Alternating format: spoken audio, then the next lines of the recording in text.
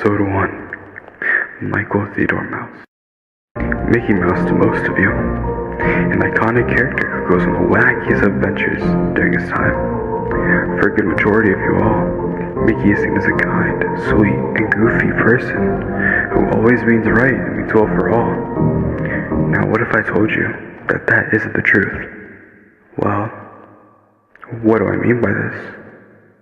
Our lovable mouse was always a busy man. He always worked his hardest during the time of his limelight, just to make those few extra bucks for his beloved Minnie Mouse. They had been together for decades. Mickey's patience started to decline, as he began to yell and physically harm Minnie to let off steam, blaming his insecurities and stress on his poor wife. His patience had finally broken. The now guilt-ridden Mickey began to walk home, hoping the stroll would clear his mind. As expected, it didn't work whatsoever. Mickey then tried to sleep later that day, but his regret kept him awake until exhaustion finally took over, bringing an end to Wednesday's pain.